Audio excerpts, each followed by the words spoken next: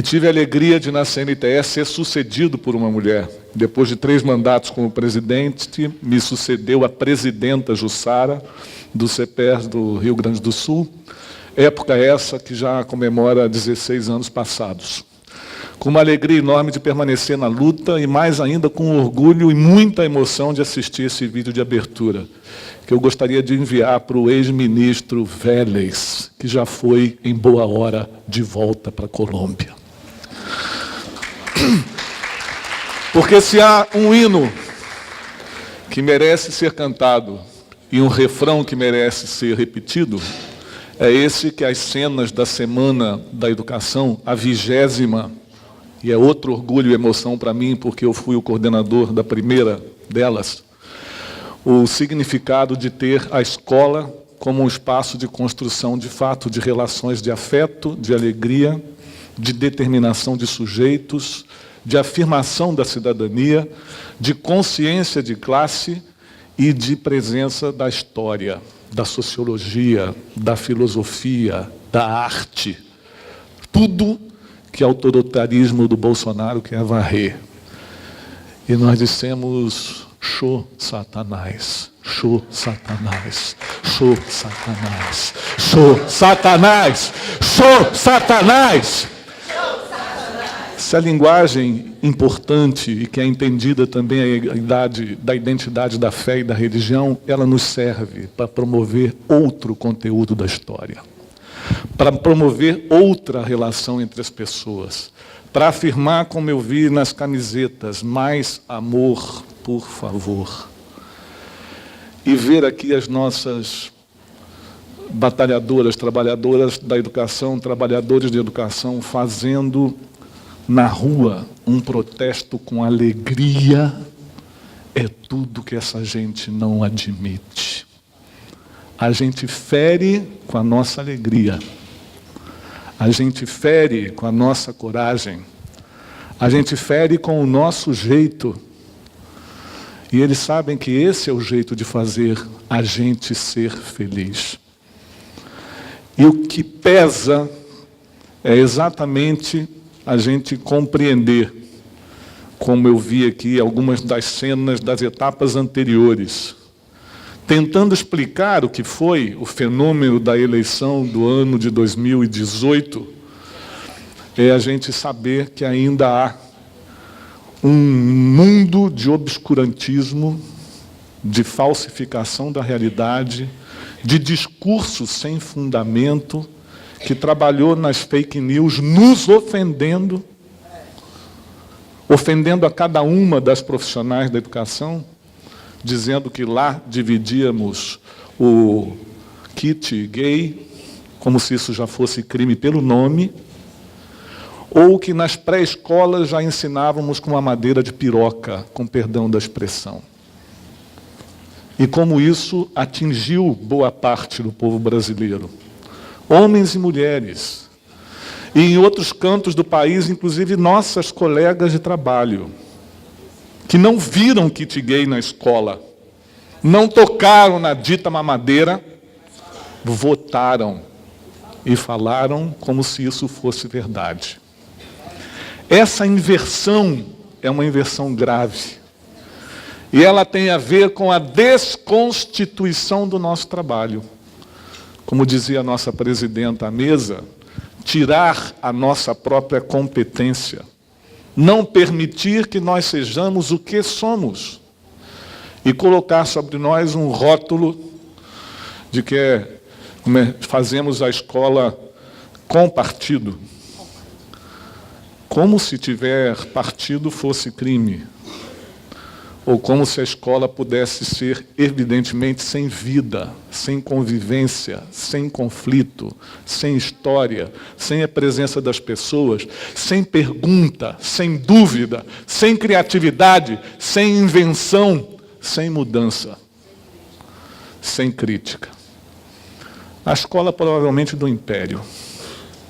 E por isso falam agora de uma tal de homeschooling.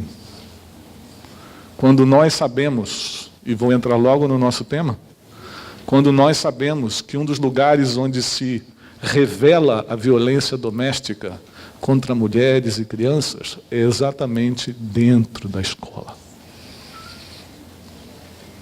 É ali que se percebe todos os dias, desde a portaria de entrada, na hora de servir a merenda, na convivência com cada uma das disciplinas, o estado de vida, de ânimo, de humor de crianças, jovens e adolescentes. E da maioria entre nós, que é de mulheres. Saber o significado, portanto, do que é a dita homeschooling, a afirmação, aspas, do direito dos pais educarem seus filhos sem conviver com o diferente. O que tem por detrás disso? Se divulga um nome bastante complicado do atual ministro, mas o segundo sobrenome dele é Bragança. Ainda vou investigar de onde vem esse nome Bragança, que é o segundo nome depois de Abraão. E querem que a gente pronuncie mais frequentemente Weintraub, que é o último dos sobrenomes que ele tem. Mas eu acho que o ministro deveria começar a fazer a sua escola não errando as contas, ou traduzindo o corte de verba como se fosse bombom. Eu não perguntei se o chocolate era negro ou se o chocolate era branco. Mas comparar o corte de verbas na escola pública com bombons tem por detrás de si uma série de significações para essa linguagem subterrânea do WhatsApp, das redes de influência que não passam pelo espaço público de debate. Afinal, chocolate engorda. Chocolate não é necessário para a sua alimentação diária. Podem ser 100 ou podem ser 3,5. E desse meio, o faminto presidente já comeu imediatamente sem que a conta pudesse aparecer. Em cena pública, num cenário que era um cenário de difusão por redes sociais, que é diariamente frequentado por milhões de pessoas, que não debatem o tema, que apenas recebem aquela pílula cotidianamente como sendo uma mensagem substitutiva da realidade. Mas o tema nosso de hoje, os desafios para a seguridade social de trabalhadores e trabalhadoras da educação pública básica frente ao contexto da reforma, não nos toma absolutamente de surpresa. Um candidato que não quis comparecer a debates e que foi efetivamente um candidato que, sem comparecer ao debate, acho que é melhor diminuir aqui na frente. Isso. E sem comparecer a debate, não se expôs nos temas que são os princípios da sua base de governo, nos leva a promover uma série de diálogos hoje com a nossa base, como categoria profissional, mas também com o conjunto dos trabalhadores. É nesse cenário que parte dessa apresentação eu também estou fazendo em Mato Grosso, com os nossos companheiros, Rosa Neide, que é deputada federal, colega de bancada do deputado Guimarães, membro titular da Comissão de Educação, não está na Comissão Especial da Reforma da Previdência, mas está na presidência, na mesa diretora da Comissão Especial, que está, em paralelo, discutindo o novo Fundeb, o Fundeb permanente, que é um diálogo paralelo a esse daqui, e cuja comissão foi instalada na terça-feira passada. Além de, no Senado, ter entrado uma outra iniciativa da mesma proposta de emenda constitucional. Mas, para a gente começar, deveríamos retomar o Pacto Constitucional de 1988, aquele pelo qual muitos de nós lutamos. Eu nasci às vésperas da ditadura.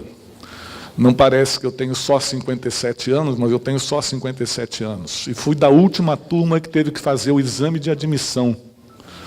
Porque em 1972, ao concluir a 4ª série do primário, a gente não ia imediatamente para o 5º ano. Tinha que fazer um exame chamado de admissão, porque tinha menos de metade das vagas para quem concluía a 4ª série. Eu fui desta turma. Reforma que só foi implementada 10 anos depois, quando criou o ensino fundamental obrigatório, em plena ditadura militar, que varreu do ensino médio filosofia, sociologia, línguas estrangeiras, arte e formação profissional também, integrada ao ensino médio. Naquele tempo, menos da metade, portanto, das crianças aos 10 anos de idade seguiam seus estudos. Eu estou falando daquele tempo como se ele não tivesse presente nesse cenário aqui de hoje. Mas boa parte de nós vem deste tempo. E se a gente não faz memória disso, a juventude de hoje não consegue descrever as transformações pelas quais nós passamos e não consegue sonhar com as transformações que nós ainda precisamos fazer. E quando se castra o sonho, se castra também a história. Então, muitos lutaram antes da nossa geração para chegar ao que nós temos hoje. E esses muitos, particularmente os que enfrentaram a ditadura militar, tiveram em 3 categorias profissionais alvos preferenciais: trabalhadores da educação, artistas e numa categoria fundamental que é a de trabalhadores em geral nos seus sindicatos. E escolheram como alvo secundário os mais jovens, os que conosco estarão nas ruas no próximo dia 15, afirmando o seu direito de ter futuro. E afirmando que se muito vale tudo o que já fizemos, e vale muito, ainda falta muito por fazer. A fé no que será, que encerrava um dos nossos vídeos aqui. O Pacto de 1988, que está na Constituição, que o presidente da República eleito jurou cumprir, não fomos nós que juramos, foi ele que publicamente jurou cumprir, abre no seu artigo 1º. Se nós tivéssemos de responder a pergunta, por que se organiza o Estado brasileiro? Está dito na Constituição da República. Formada pela união dos estados, municípios e Distrito Federal, constitui-se em um Estado... Dá para ler? Então voltamos lá. Um Estado democrático de direito. Democrático de direito significa pautado pelo Pacto Constitucional. Significa liberdade de expressão. Significa fundamento da participação democrática. Significa o devido processo legal. Significa a presunção de inocência. Significa que condenação é só depois de um processo justo, onde as provas têm de ser apresentadas. Significa que ninguém tem autorização para matar. E na semana passada, até adolescentes que participam de clube de tiro têm o direito de portar arma municiada para, em qualquer situação de suspeita, reagir fazendo arminha real. A arminha, que era uma fantasia de campanha, virou uma arminha real. Dentro de casa, nas ruas. Ou um governador que na semana passada, num helicóptero, brincando como se fosse num videogame, atira com uma comunidade de evangélicos porque estava numa barraca na montanha de Angra dos Reis, praticando seu culto. E dizendo que aquilo era porque estavam suspeitos lá. Grava e põe no YouTube, como se fosse um herói. Quem viu essa cena? Nós estamos falando do Rio de Janeiro. Cartão de entrada do Brasil. A personalidade, um juiz que se aposentou para ser candidato a governador do estado.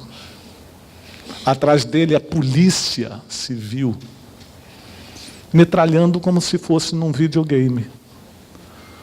E isso não pode ser assunto de escola? Isso não viola o direito de cidadãos e cidadãs cariocas, inclusive das periferias, que agora escolheram um modo de protesto, colocar no telhado da escola uma enorme faixa dizendo: não atire, aqui é uma escola. Onde nós chegamos? Qual é o Estado democrático de direito que se pratica assim? E a Constituição segue que o Estado democrático de direito tem como fundamentos, número 1, o petróleo é de quem?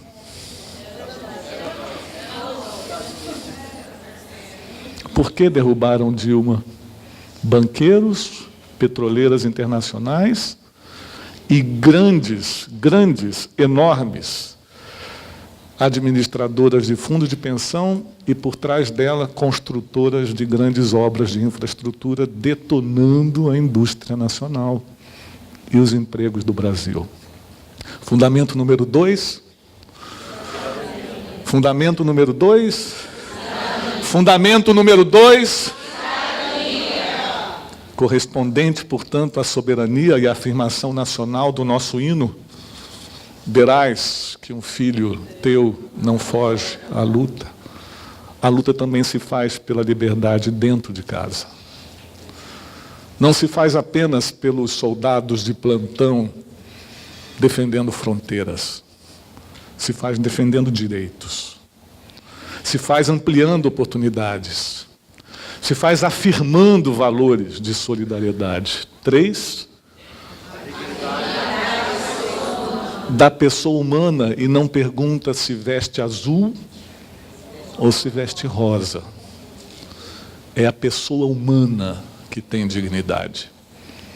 Independentemente da sua origem, classe social, cor, religião, cartão de crédito, conta bancária, orientação sexual ou constituição da sua família.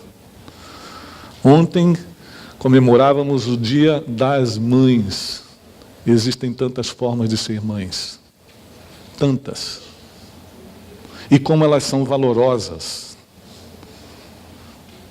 Inclusive quando juntas conseguem duas mães formarem também aí um núcleo familiar. E mais da metade das famílias brasileiras são lideradas por mulheres. Dignidade da pessoa humana. Número 4.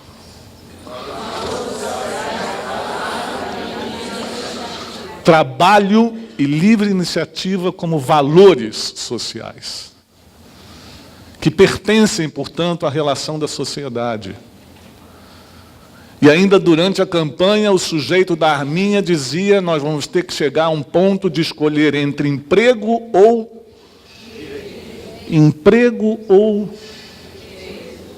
de onde sai? Em que Constituição jurada esse tipo de conflito se apresentou? Se aqui está apontado no artigo 1º, porque a República. Número 5. Número 5. Vai para Cuba! Veste vermelho, vai para Cuba. Helder, tudo firme? O que significa conviver com o pensamento diferente, com as opiniões de distinta vertente, o quanto que isso é rico para promover avanços na história. Mas quando é o inimigo escolhido é quem pensa diferente, a convivência fica impossível. E o pluralismo deixa de ser pluralismo e passa a ser totalitarismo unitário. O chamado pensamento único. Que bonito, todos os dias de manhã, as crianças formarem fila no pátio, do maior para o menor, meninas do lado direito, meninos do lado esquerdo, todo mundo postado, bandeira do Brasil, cantar o hino sem a história. Decorar as palavras sem a memória. Afirmar um conteúdo sem sujeito. Reger a língua portuguesa sem estar compreendendo o que se diz. Como é muito mais bonito um hino com essas imagens da semana aqui. Inclusive com as crianças sentadas no pátio para compreenderem o que é que nós estamos vivendo. Com gente feliz dizendo o resultado da luta e o enfrentamento que vem. A próxima pauta. Parágrafo único.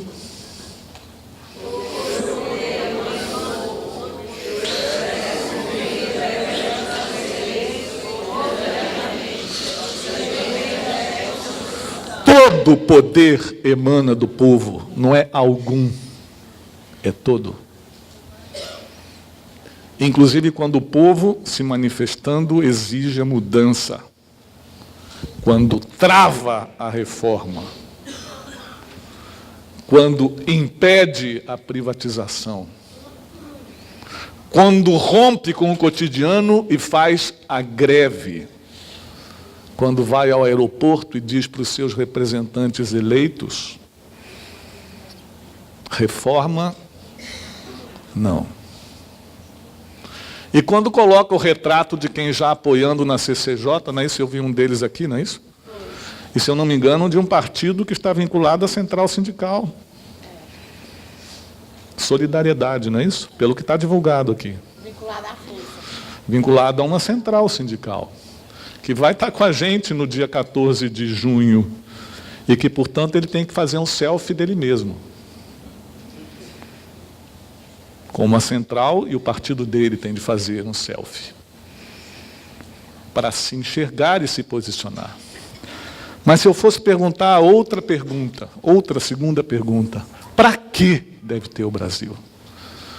E aí eu tenho o artigo 3º da Constituição. Para que, no planejamento tradicional, os objetivos que nós queremos para aquele ano? Número 1. Livre, justa e solidária. E aqui não tem advérbio de intensidade. Não é mais, nem é menos. São 3 afirmações diretas. Livre, justa. Nós vamos repetir muitas vezes isso. Nas aulas públicas, nas aulas que são de dentro da escola, na escola de formação, nos partidos políticos, nas associações de moradores, nas igrejas, no movimento social, na luta por moradia, por transporte público. A Constituição está dizendo para que existe uma nação chamada Brasil. 2. O desenvolvimento nacional. Uma das coisas que o Sul Maravilha não admite é que durante os últimos 15 anos, essa porção do Brasil, chamada Nordeste, tem dado exemplo para os brasileiros e para o estrangeiro, de que maneira aqui tem valor e o desenvolvimento se faz. Quando as oportunidades se criam, quando a cidadania se levanta e quando a soberania se afirma. Eu era adolescente ainda, e havia uma música, que eu agora não me lembro se era Elba que cantava, imagine o Brasil ser dividido e o Nordeste ficar independente. Haddad era presidente hoje.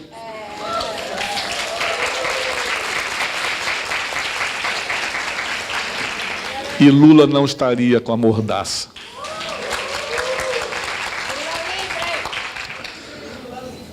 3.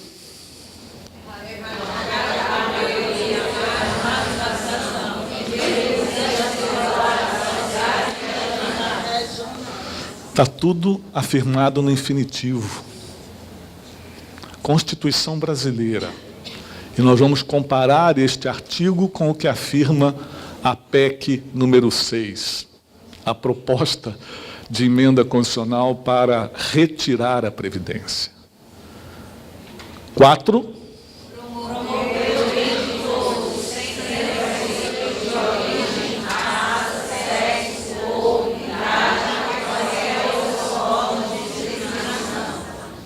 Sem qualquer outra forma de discriminação, promover o bem de todos. Aqui é objetivo.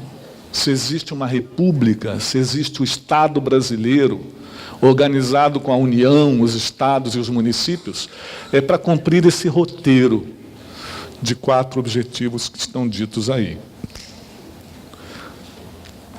Diante deles, aparece o discurso de reformar a Previdência Social, desde o governo Temer, o famigerado governo Temer, numa proposta que era, inclusive, menos danosa do que essa, mas danosa igual, afirmando que era preciso, era necessário, por ditame daqueles bancos que aparecem atrás dos urubus, nas telas de abertura aqui.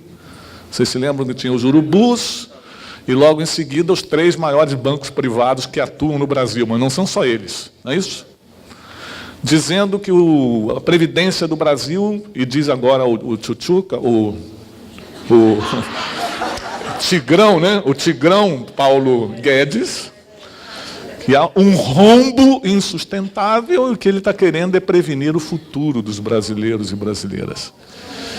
De que nós estamos falando quando a gente olha o regime previdenciário? Nós estamos falando hoje, já de beneficiados pelo regime geral de previdência social, 33,7 milhões de brasileiros e brasileiras distribuídos na renda e nas formas de aposentadoria, como está aqui na tela.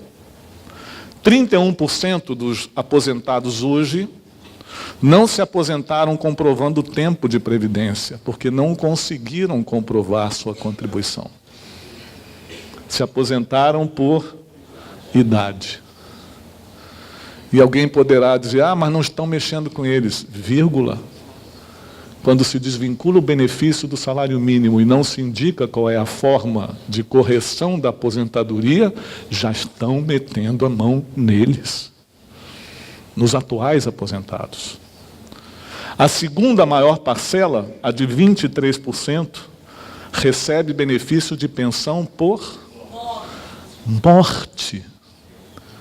Esse é o segundo grupo beneficiário da Previdência Social. Morte. Portanto, está sendo beneficiado alguém que compartilhou a vida de outrem, trabalhador e trabalhadora. Boa parte não contribuiu 35 anos, porque não deu tempo, mas assegura, em função de que a Constituição diz que nós devemos constituir uma sociedade livre, justa e solidária. Aqui está uma demonstração clara de como se constitui um regime de solidariedade.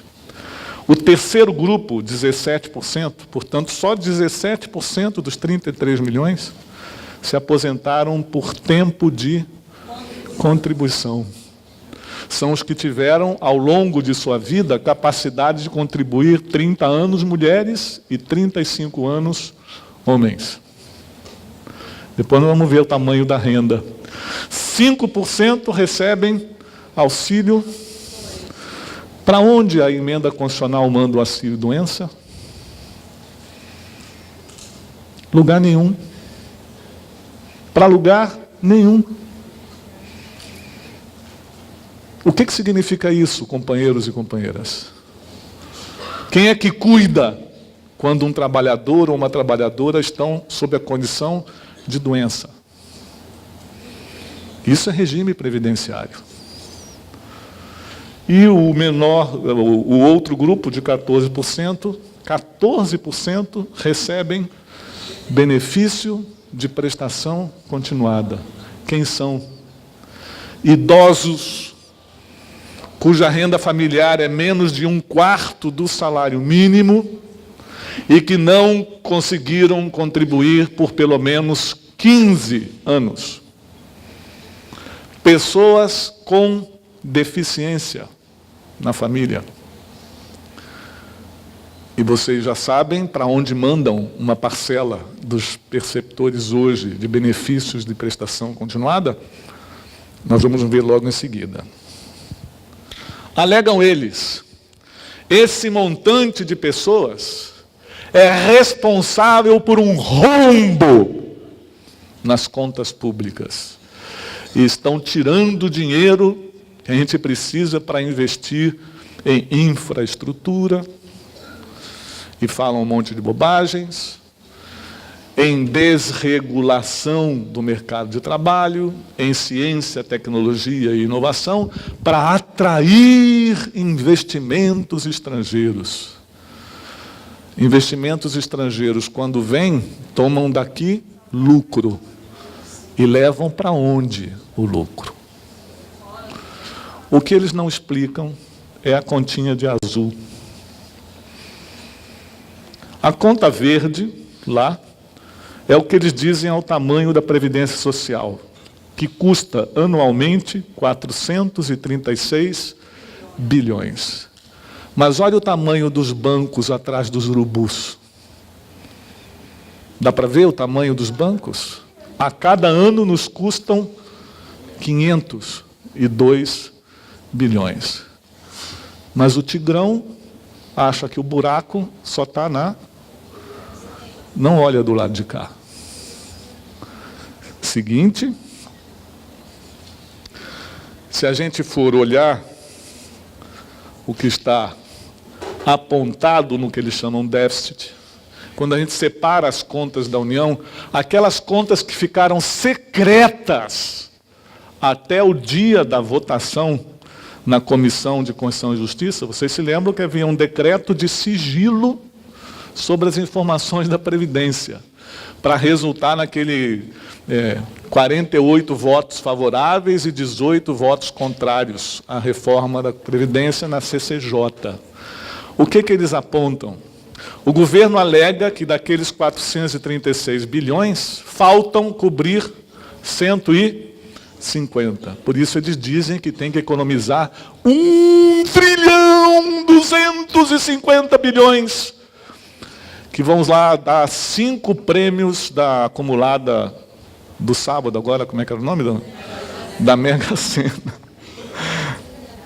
Eles querem tirar esses 150 bilhões dessa economia da retirada de direitos, com 4 estratégias fundamentais que a gente vai ver adiante.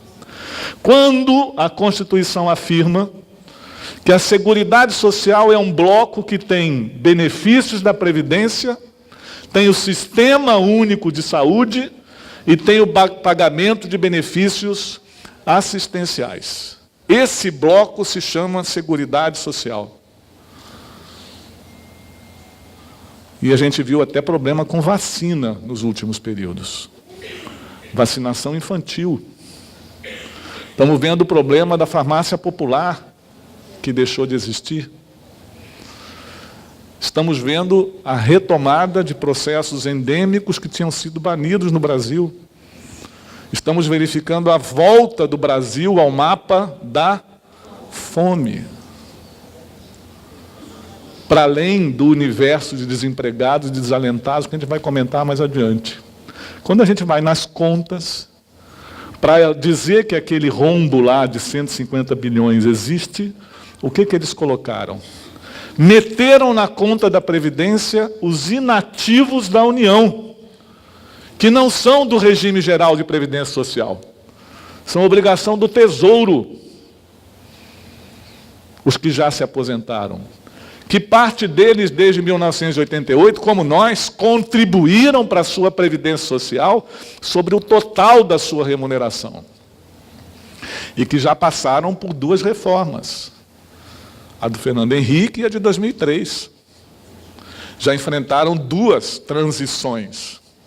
A segunda conta que eles metem, servidores ativos da União dessas áreas. 37 bilhões. Olha, os ativos não são gasto da Previdência Social. Os que estão em atividade são gastos do Tesouro. Conta fonte 101. Benefícios dos servidores ativos da União. Que são benefícios? Saúde, auxílio saúde. Alguém que está afastado porque está incompatível com a sua tarefa profissional, está em desvio de função. Licença maternidade, são benefícios. Colocaram lá 7 bilhões de benefícios de servidores ativos. 95 com 37, Helder? 132 mais 7? Menos 150. Qual é o tamanho do rombo, se é que existe? 150 menos 139. Vem aí o Saeb, hein? 150 menos 139. 150 menos 139. 11. De 150, por essa continha deles mesmos, a mentira já aparece porque ela tem perna curta. De 150 cai para 11. Porém, curta e mancando isso, né? Porém, não basta isso. Olha o tamanho da conta dos devedores. Lembra dos 3 atrás dos urubus? Estão entre os maiores devedores da Previdência Social. Devem ter escutado ultimamente uma tal Vale. É uma das maiores devedoras da Previdência Social. A continha deles com a Previdência? Dá para ver ali? Quanto é? Quanto é? 500 bilhões. E por uma opção política, a concessão de incentivos, a troca da cota patronal por bolsas de estudo do ProUni, o incentivo para a instalação de indústrias. Vocês devem ter ouvido, porque aqui também no Ceará tem incentivos fiscais. Uma parte deles é imposto estadual, outra parte é previdência social, para devolver à sociedade na forma de oportunidades de formação, de geração de emprego, de estímulo à renda, de dinamização da economia local. Essa aposta nos custa por ano 67. Está tocando aqui. E tem um outro segredinho chamado DRU. Alguém lembra o que é essa sigla? Desvinculação das receitas da União. Que lá no segundo governo Lula nós derrubamos sua vigência sobre educação e saúde. Mas que o Temer retomou pelos próximos anos até o ano de 2023. Olha o tamanho da DRU por ano. Qual é o tamanho da DRU por ano? Eles também não estão falando disso. 120 bilhões é DRU. O que é DRU? Autorização do governo para recolher da sociedade e alterar a finalidade do imposto ou contribuição. Para pagar o quê? Para pagar o quê? Para pagar o quê? Para pagar o quê? Juros da dívida. Os 3 atrás dos urubus. Por ano, 120 bilhões são consumidos para pagar juros da dívida. Vocês ouviram o Tchutchuca falar de rombo da dívida? Perdão, o ministro Tigrão. Ouviram? Em algum minuto, nas 2 apresentações dele na Câmara dos Deputados, ele falou de juros da dívida como rombo, nominou que essa conta tem que diminuir, apontou para o fim da DRU, de jeito nenhum. Então, se a gente fosse colocar numa tabelinha gráfica mostrando o que é o déficit alegado, os 150 bilhões que eles alegam que seria déficit, e comparo com as outras contas, folha da União que eles meteram lá dentro, a conta dos devedores que está em cinza, o tamanho da renúncia fiscal que deveria ser retornada em benefício da sociedade, ou o tamanho da DRU, eu vejo que a soma desses 4 quadrinhos aí para o lado direito é muito maior do que eles alegam ser o rombo da Previdência. Mas em que eles mexeram naqueles 4 quadros? Nada. Em nada. Esses 4 quadros estão intocáveis. Se a gente fosse atuar parcialmente sobre receitas, de onde eu posso tirar o dinheiro para cobrir aqueles alegados 11 bilhões? Lembra que são 150 menos 139, resultou 11. Onde eu poderia buscar o recurso para cobrir aqueles ditos 11 no quadro real? Eu poderia buscar, por exemplo, redução de DRU e pegar pelo menos 10% dos devedores, era uma conta possível de ser feita. E o resultado seria garantir uma sociedade livre, justa, livre,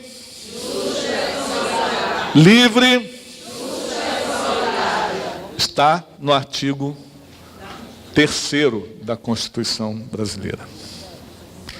Diz que só me falta 10, isso aqui está me provocando um pânico. Vamos lá. O que está propondo o governo diante dessas contas? O resumo está ali. Os mais pobres são os que vão pagar a conta. Mas quando diz assim, os mais pobres, eu não me enxergo. Nós aqui nos enxergamos. Inclusive, quando agora, com o selfie, a gente conserta o batom para ficar mais bonitinho, o que é bom para todos nós. A gente, boa parte da sociedade, quando diz assim, os mais pobres, não consegue se situar. Não se vê dentro deste cenário. E a categoria que consegue se enxergar e se ver dentro desse cenário, com credibilidade para influenciar a comunidade em seu entorno, é essa que está reunida aqui hoje. E por isso o fogo contra professores, professoras, trabalhadores em educação. Por isso a calúnia sobre nós. Por isso dizer que nós estamos fazendo doutrinação. Como se fôssemos todos padres, pastores, chefes de terreiro, confessando religião e não praticando cidadania, quando religião é parte também da cidadania, mas não é toda a cidadania. Dá para entender por que nos tem que colocar sob desconfiança do povo. Nós somos a segunda categoria de instituição mais acreditada pelo povo brasileiro. Os profissionais da educação. Nos desacreditar é parte da estratégia para convencer da mentira e para destituir os direitos. Por isso que é alegria ver as manifestações aqui da semana. Naquela cena, que aliás eu vou pedir a cópia do filme porque eu quero levar para o meu sindicato no dia 15 agora, na próxima quarta-feira. Os objetivos da reforma estão apontados ali em 3 itens. Primeiro deles, excluir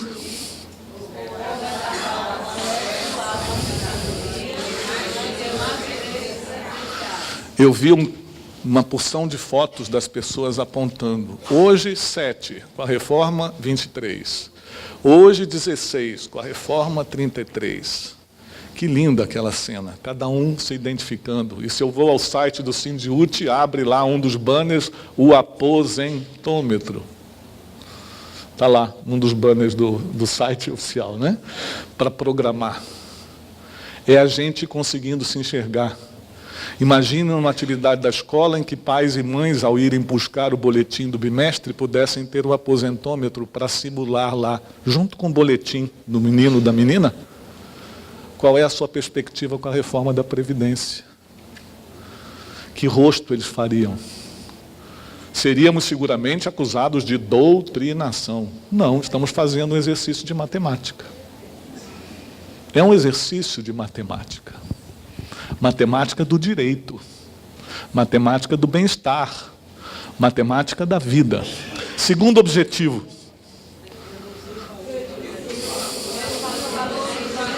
prestem atenção que eles estão confundindo o conceito de integralidade. Eles falam de aposentadoria integral quando estão falando de média integral. A maior parte de nós, servidores públicos, que ganhamos abaixo do teto da Previdência, temos garantia hoje da integralidade. E quem entrou antes de 2003 mantém a integralidade e a paridade. Paridade eles baniram. Quando tem reajuste para ativo, esse reajuste não se estende para aposentados. E quando eles estão falando de integralidade, eles estão falando de média. Não estão falando do último provento pago em atividade. Por que eles usam o mesmo termo? Para esclarecer ou para confundir? Para esclarecer ou para confundir? Para confundir. Terceiro objetivo.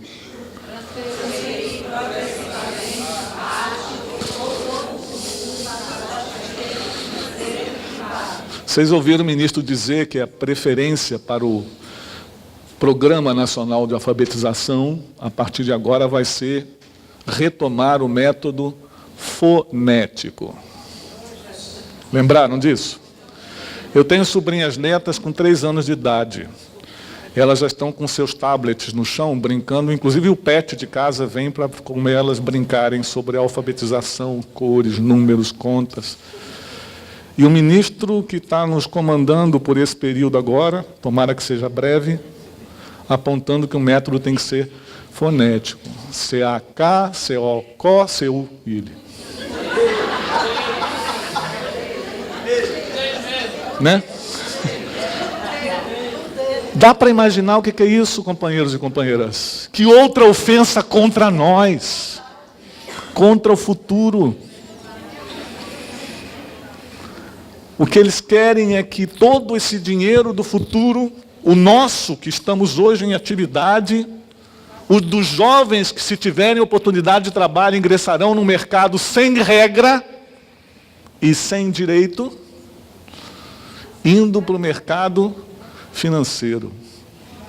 Os 3 grandes por trás dos abutres, dos urubus. Lembram? Que está numa das cenas aqui. Entre outros.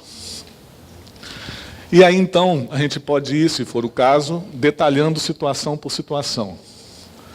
Acho que para nós aqui convém a gente concentrar na aposentadoria de servidores públicos, professores e professoras. De todo modo, como já estou com a plaquinha aqui na frente, essa plaquinha é um pânico para quem fala demais.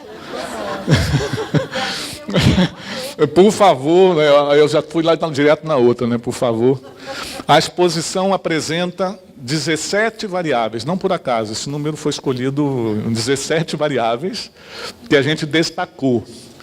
Mas a apresentação está completa, se vocês quiserem depois com o material, estará disponível no site. Lá não tem tchutchuca, nem tem o método fonético, não se incomodem. No vídeo vai ter, né, vocês cortam, editam. Nesta condição, vou destacar alguns aqui.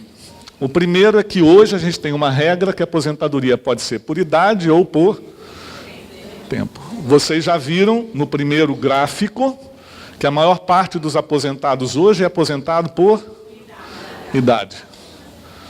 Eles estão propondo o fim da aposentadoria só por tempo de contribuição, ou só por idade, e instituindo a obrigação de juntar as duas coisas.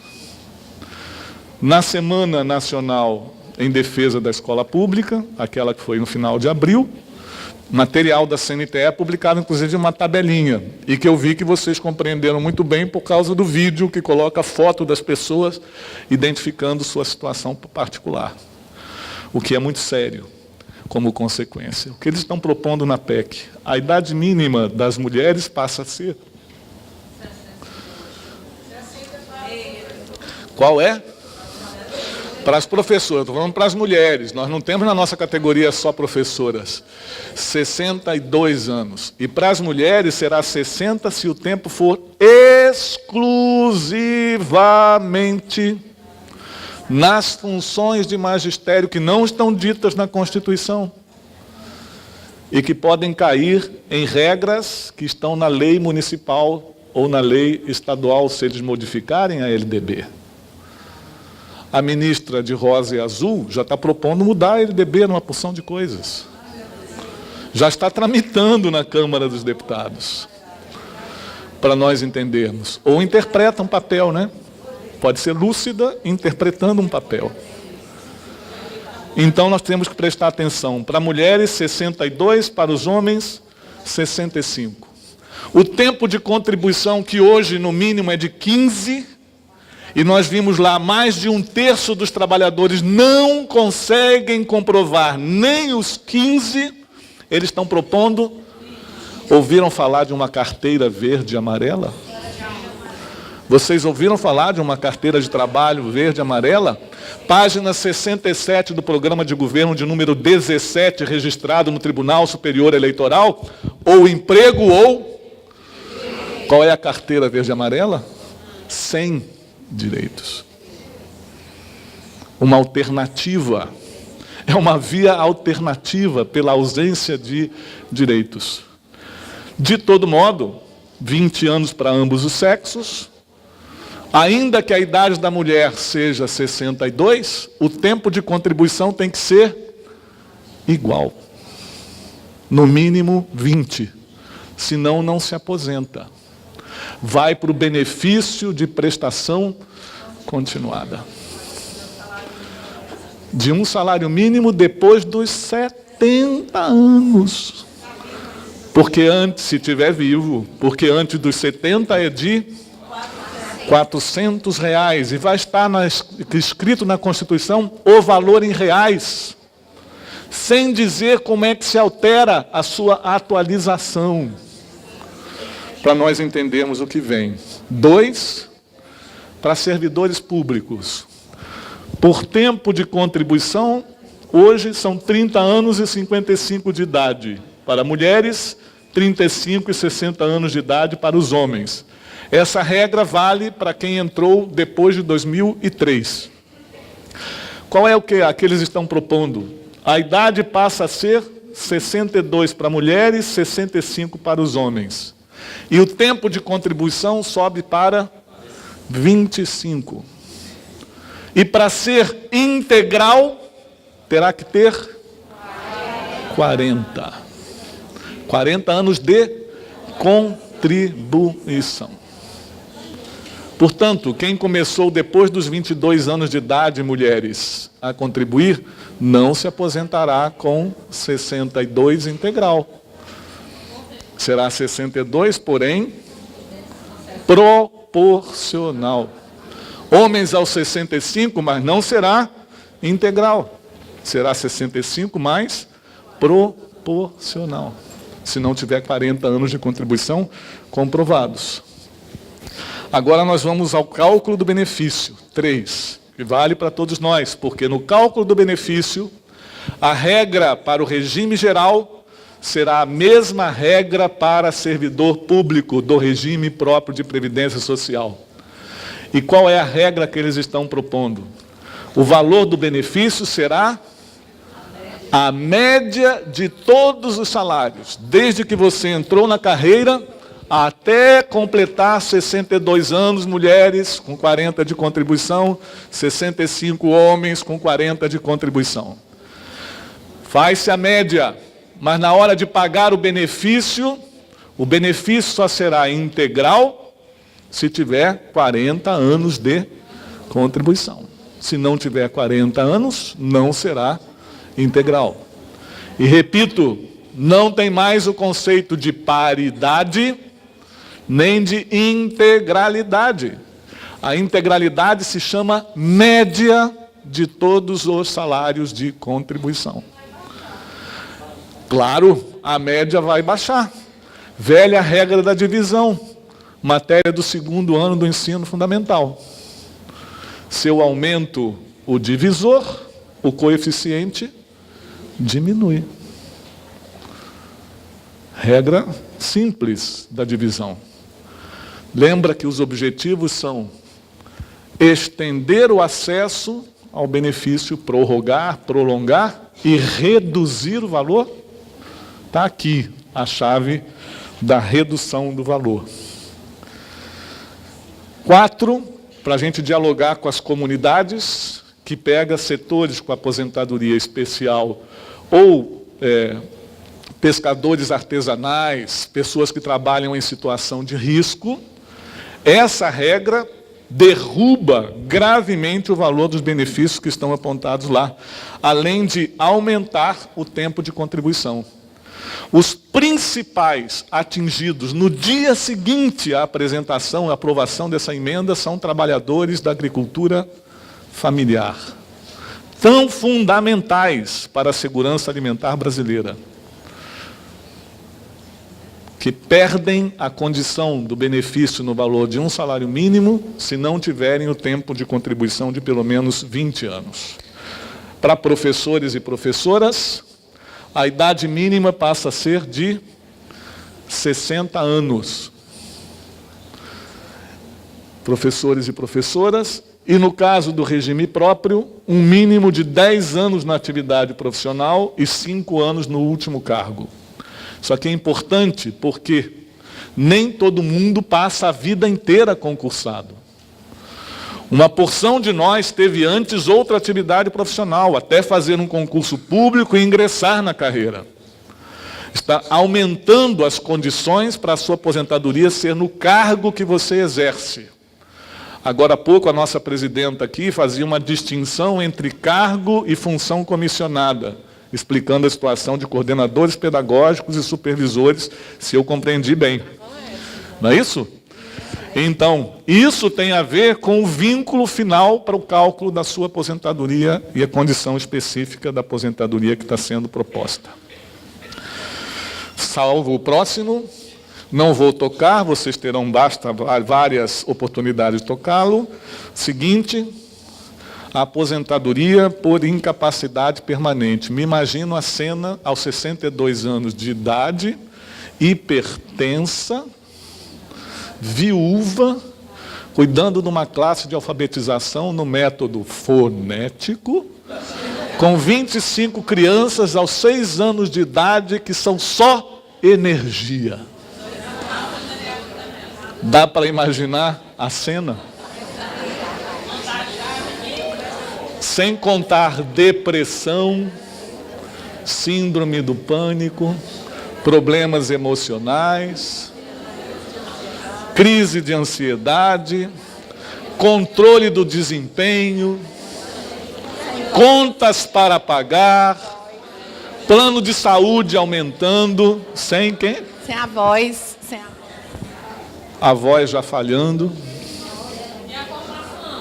E a formação. Bom, nessa condição, você já avançou, estamos no 7 ainda, por incapacidade, se esta professora não conseguir completar o seu tempo e a sua idade, vai entrar nesta regra de aposentadoria aqui, chamada aposentadoria por incapacidade permanente. Vejam como será a regra. 60% da média de todos os salários. No dia seguinte da sua aposentadoria. Essa regra é tão brutal que a gente pode imaginar as consequências dela. Vamos saltar o próximo, os seguintes, vamos ao 10. Proposta de contribuição dos trabalhadores e trabalhadoras. Hoje, alguns estados e municípios cobram entre 11% e 14%. Não sei qual é a condição específica do Ceará, nem de Fortaleza, cidade de Fortaleza. Ceará 14. Eles estão criando uma tabela progressiva de contribuição, onde para os servidores públicos poderá chegar a 22%.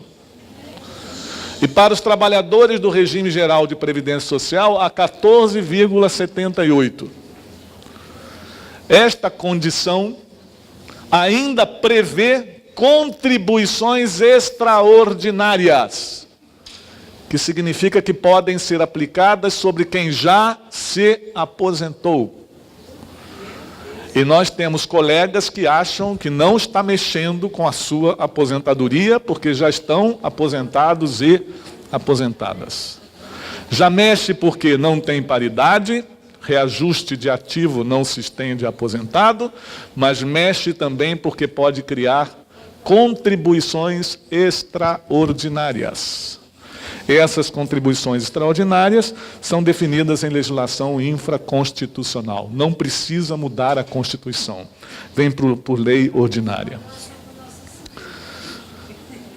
Vamos agora ao 13. Repito que o conteúdo está todo disponível para vocês, e só quero chegar numa tabelinha especial para as mulheres. Abono salarial. Abono salarial, para nós que estamos na escola, atinge principalmente funcionários de escola, que recebem mensalmente até 2 salários mínimos. E que todos os anos são chamados a uma agência da Caixa Econômica Federal para receber o abono de 1 salário mínimo, chamado PIS ou PASEP. No caso de servidor público, é PASEP. No caso de trabalhador da iniciativa privada, se chama PIS. Construir uma sociedade livre, justa. Este abono tem a ver com o solidário.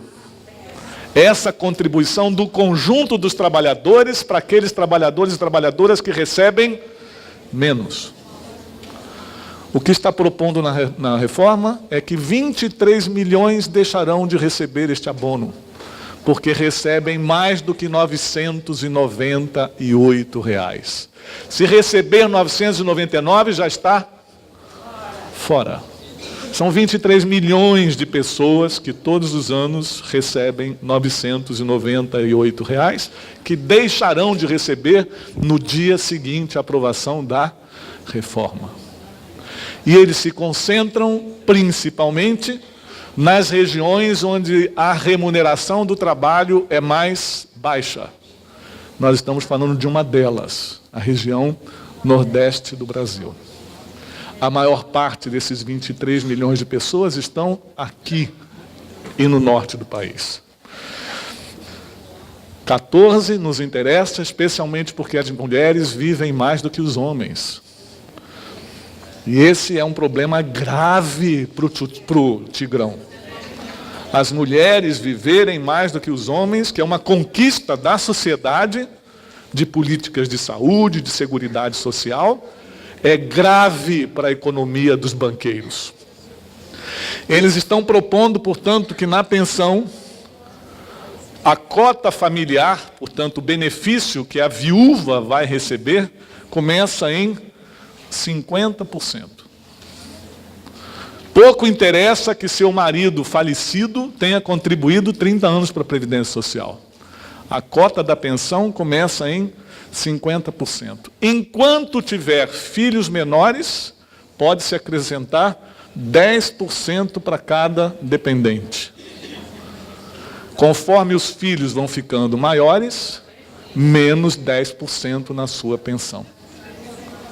Esta condição está apontada para quem tem hoje a condição de receber pensão por morte. Vamos nos lembrar que também a pensão por morte se estende ao contrário, da mulher para o homem. E isso é um ganho do ano de 1988, porque antes as mulheres não deixavam pensões para os esposos viúvos. Mas o 15 está lá na método fonético, né? Na capitalização. A capitalização é uma grande venda de propaganda enganosa, dizendo aos trabalhadores e trabalhadoras e para nós, se a gente fizer uma poupança individual em lugar da previdência solidária, o ganho individual é maior. E a aposta é que isso deve ir, segundo o Tchutchuca, para a regulamentação posterior. E nas 2 vezes que ele foi à Câmara, ele insistiu, nós não vamos regular isso agora. O regulamento vai passar por aqui, por essa casa. Mas não é agora.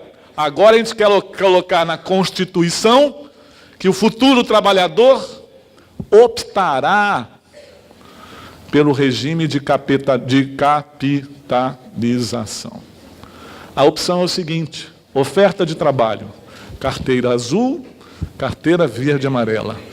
15 mil pessoas na fila. O entrevistador vai perguntar ao candidato: você quer carteira azul ou carteira verde e amarela? Diante do entrevistador patrão, a reação do trabalhador vai definir se ele quer emprego ou se ele quer direito. E ele estará sendo empurrado para aqueles 3 que estão atrás dos urubus, ou para o subemprego. Não se fala de contribuição patronal. Significa que nessa conta só quem entra é o trabalhador. E, portanto, o resultado é um resultado que pode ser muito perverso. Não se garante vitalicidade. O que é vitalicidade? Você está depositando na tua conta, quando tu te aposentares, o banco vai te chamar e vai te dizer, teu saldo é esse, menos o valor percentual da administração do fundo, resta tanto.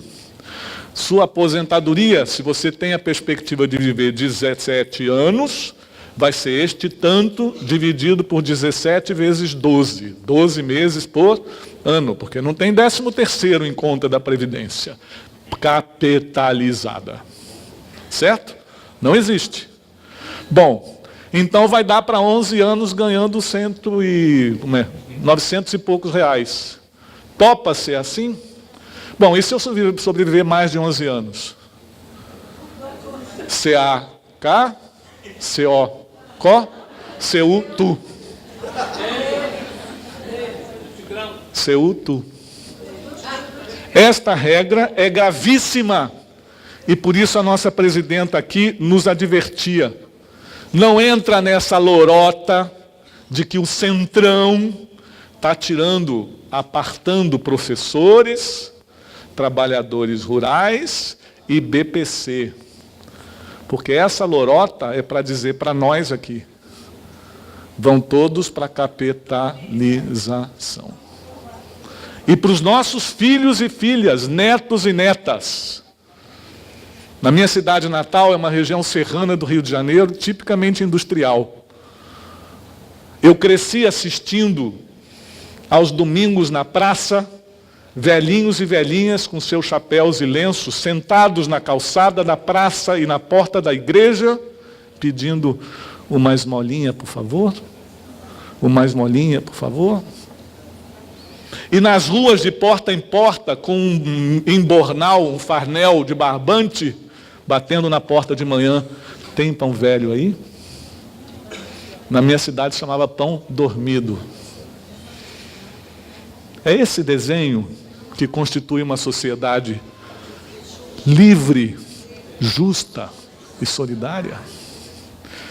Vamos saltar, não vou passar na transição, porque vocês já fizeram várias transições ali sinalizadas. Próximo. Mais um. Bom, quem começou mais cedo, vai trabalhar mais tempo e vai receber menos. Seguinte. Próximo, passar o próximo. Ah, não, volta ao interior, volta. Aqui tem um quadro importante para nós, e o tempo já acabou, mas eu prometo que vou terminando. É um resumo. O tempo mínimo para o trabalhador rural vai subir de 15 para 20 anos. Se não tiver 20 anos de contribuição, vai para o benefício de prestação continuada de R$400, sem dizer de que maneira se corrige esse valor.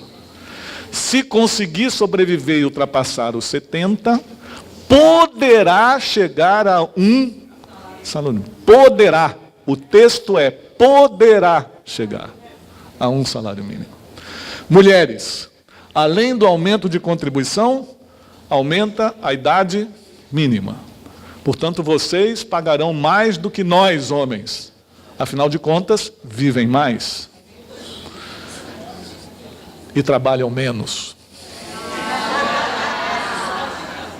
O valor teto para o benefício, 5.839. 52% dos atuais trabalhadores que estão incluídos já se aposentam por idade porque não conseguiram comprovar 15 anos, no caso dos trabalhadores rurais. Mais da metade não consegue comprovar sua contribuição. A média de aposentadoria hoje do regime geral é de, olha a classe média aí, que fortuna, R$1.119,22. Mais da metade dos aposentados recebe esta média, 1.119. Isso é grave demais. Isso é insustentável para que o Brasil cumpra a sua tarefa de constituir uma sociedade livre, justa e solidária. Consequências que se esperam: aproximar os 41% que recebemos entre 2 e 3 salários para o piso. Diminuir o valor do benefício, a gente já concluiu aqui. Mais do que isso, reduzir o valor da classe média. O que eles chamam da classe média? Nós, que recebemos entre 3 e 6 salários mínimos. Nós somos a classe média. E, portanto, somos privilegiados. Quem passeia por essa praia aqui, nos domingos, como ontem eu tive a oportunidade de fazer, viu que também aqui é uma praia popular também. Mas também viu crianças voltando a serem exploradas na venda de balinhas, chicletes, doces, bombons, amendoim. E viu uma série de pessoas no trabalho informal, agora com um nome importante, empreendedores. Não é isso? Montando sua barraquinha e muda de ponto a partir do bar que estiver mais movimentado naquela hora, não é? Ou os ventiladores voadores que alugam por 15 minutos aqui, não é? Para outro tipo de público e frequente. Isso. Próximo. Aproximar os 41% para o salário mínimo e aproximar nós, entre 4 e 6 salários, mais para baixo. Resultado, o que eles estão indicando, próximo, pode dar um clique aí, isso. O valor dos benefícios que está distribuído assim hoje, 54% entre 1 e 2, 24% entre 2 e 4, 19% entre 4 e 6 e 3% acima de 6. Eles estão atuando para essa faixa marrom crescer e para as outras faixas irem comprimindo-se. E a isso eles estão dizendo que é para romper com a quebra da Seguridade Social. Vamos agora saltar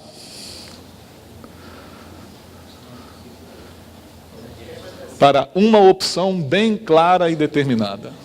Pode seguir? Isso aí tudo vai estar disponível para vocês. Só volta um minutinho, porque ali tem um trabalho interessante. Uma mais. Aí. Aqui é autodeclarado pelo Censo, Pesquisa Nacional de Amostra Domiciliar. Perguntaram a homens e mulheres por amostragem no Brasil o seu tempo de trabalho formal, externo e o seu tempo de trabalho doméstico. Nós estamos caminhando para uma sociedade em que homens também partilham trabalho doméstico. E o resultado que se apresentou foi esse aqui. Os homens trabalham, em média, somando o trabalho de casa com o trabalho externo, 51 horas semanais. É claro que há aqueles que não fazem nada também. Ali é média, né? E tem alguns, como nós, que fazemos um pouco mais do que a média. As mulheres trabalham, em média, 56 horas e meia por semana. Essa história de 44 horas é uma história que está na Constituição, mas não olha outra forma de trabalho, que é o trabalho doméstico, invisível. E esse trabalho está crescendo por causa do cuidado com idosos. Ontem, uma série de mensagens sobre o Dia das Mães falavam das nossas mães que voltam a ser crianças, quando a gente tem que inverter o papel de pai e mãe em relação ao seu pai e à sua mãe. E quanto esse ciclo da vida é importante para nos tornar mais valorosos, mais humanos, mais felizes, menos culpados, superando traumas, construindo outras formas de relação, repartindo conhecimento das nossas diversas fases de desenvolvimento, convivendo com bisnetos, dentro da mesma casa. Mas a opção que a reforma apresenta, ela é bastante clara. Pode seguir o próximo, mais adiante, esse detalhe, vamos ver se for o caso. O próximo. Aqui que está a tabelinha mais importante.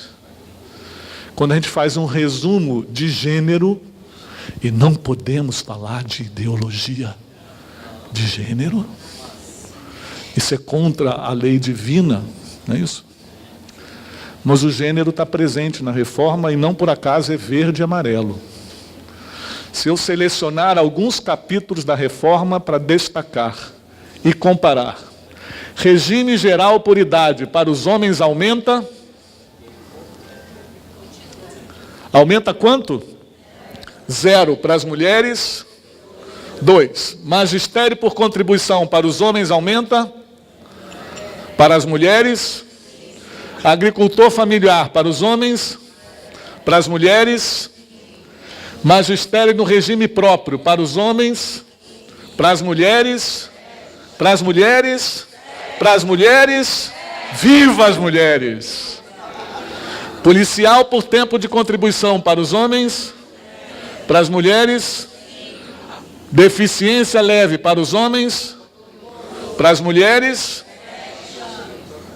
Deficiência moderada, atenção, para os homens. Menos 3 para as mulheres. Vivam as mulheres.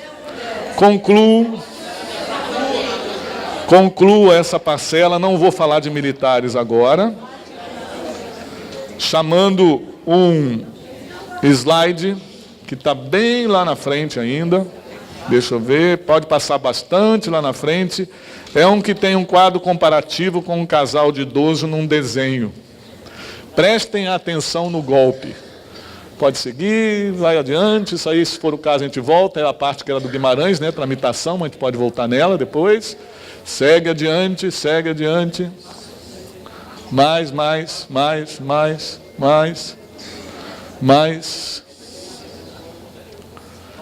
um. Mais um. Outro.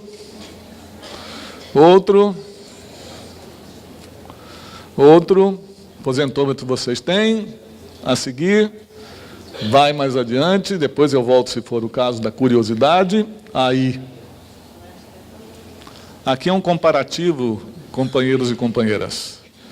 Para quem contribui sobre um salário mínimo, nas regras de hoje, de uma previdência solidária, com as regras do regime de capitalização. O exemplo é baseado numa pesquisa do DIEESE, que comparou as condições de aposentadoria de hoje com um simulador médio do sistema de capitalização vigente em 18 países hoje. O mais próximo de nós se chama Chile, que tem o maior índice de suicídio entre idosos e cuja média de aposentadoria na nossa categoria é de 32% do valor do último salário de carreira. E não é vitalício. E por não ser vitalício, quando acaba a sua conta individual, a solução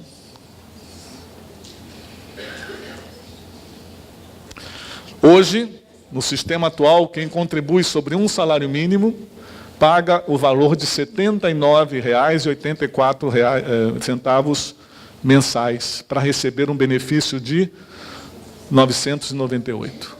Pela capitalização, este mesmo trabalhador, pagando R$ 100 mensais por 35 anos, vai ter uma aposentadoria de, olha lá o valor, 234. Detalhe, sem garantia de ser vitalícia. Concluo dizendo que essa luta não é para os outros. Essa luta é nossa, não a reforma da Previdência. Quem trabalha a vida inteira quer se aposentar em paz. Show Satanás, show Satanás. Trabalhar 40 anos, tu é doido ou se faz.